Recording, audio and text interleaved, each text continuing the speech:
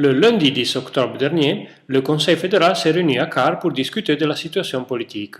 Pendant son allocution, le président du mouvement, Ego Perron, a analysé les thèmes à la une pendant cette période, en se penchant en particulier sur le problème du coût de la politique, un sujet duquel le Comité fédéral a discuté plusieurs fois dans ses rencontres.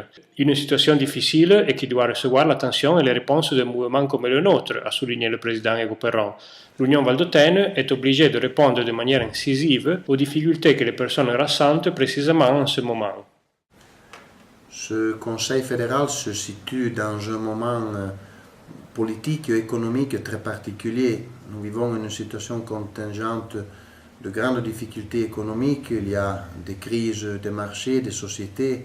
Donc les petites communautés telles que celle valdôtaine ont peut-être des difficultés supplémentaires à répondre aux défis qui viennent d'une globalisation qui est toujours plus marquée et forcée. Le rôle de l'Union valdôtaine est donc un rôle de défense et de sauvegarde de l'autonomie valdôtaine, de défense et de sauvegarde de tout ce que nous avons acquis pendant ce demi-siècle d'autonomie, et un rôle de promotion pour ce qui est des intérêts de la vallée d'Aoste.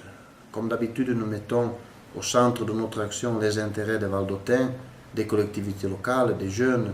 Et donc, encore une fois, nous avons discuté sur la situation politique contingente en nous bornant davantage sur la nécessité de donner des réponses concrètes et positives aux demandes qui viennent de la part de la société valdôtaine. Une situation politique qui est caractérisée par des bons rapports avec les alliés. Nous avons abordé différents dossiers pendant cette période.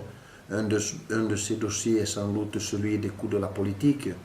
Il y a, je crois, dans la société une attente de la part des gens qui demandent des sacrifices même à la politique, quand dans le pays est demandé des sacrifices à tout le monde, aux catégories économiques, à l'école, à la santé, aux entités locales. Donc même la politique doit être à la hauteur de ce moment de difficulté et donner, elle, la première des réponses concrètes. Nous nous sommes bornés dans deux directions.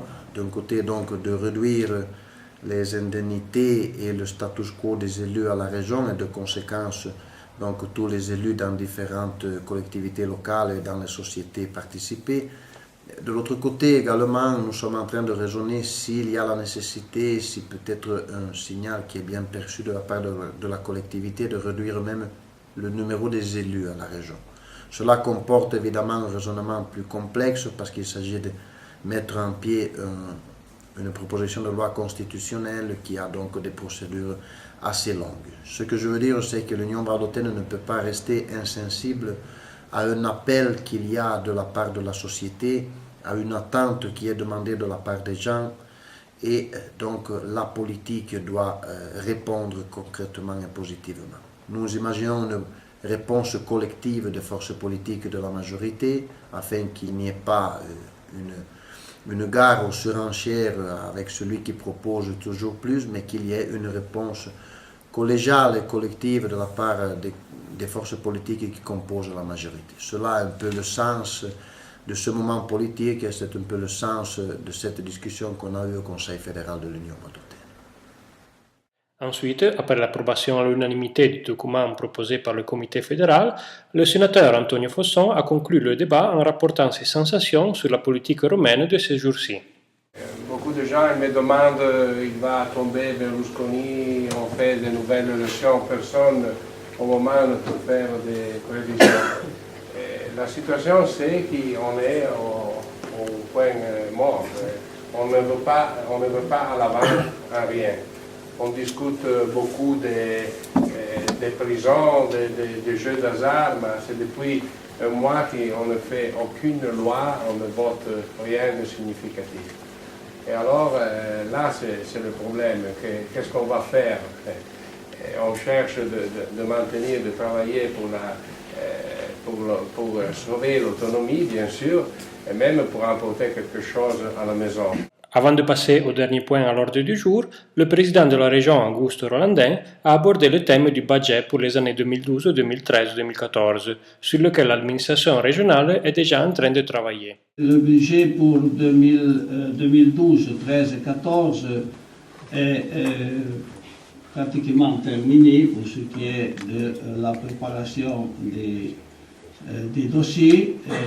Comme vous savez, pour l'année 2012 et les autres, il y aura les effets de l'accord du fédéralisme fiscal, qui, comme vous savez, a prévu qu'il y ait jusqu'à 2007 une augmentation progressive de la réduction du montant lié par le budget.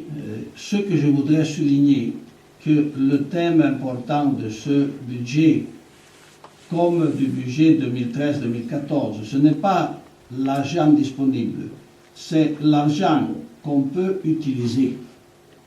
C'est très difficile à faire passer cette idée, mais c'est la question liée au pacte de stabilité. C'est-à-dire qu'on ne peut pas prévoir au niveau du budget un montant qui dépasse ce qui est prévu avec ce système de pacte de stabilité. En principe, le budget est suffisamment équilibré. On retient qu'on aille dans la direction de maintenir tous les investissements dans la recherche, dans l'innovation, dans le domaine de l'école, on n'a rien sacrifié, dans le domaine de ce qui est les activités productives, moins. Je crois que dans ce sens, on a trouvé un équilibre, même si avec des sacrifices, bien sûr, qui toucheront soit en partie le secteur des communes que le secteur des activités des différents assesseurs. En conclusion, le président du mouvement a présenté le thème du prochain congrès qui se déroulera le samedi 3 décembre prochain à Pont-Saint-Martin. Lors du congrès thématique, l'Assemblée des délégués du mouvement abordera deux thèmes. Le premier, sollicité à maintes reprises pendant l'année 2011, est une possible réforme des statuts du mouvement, tandis que le deuxième, auquel sera dédié l'après-midi, sera lié à ce moment historique particulier, à savoir la crise économique.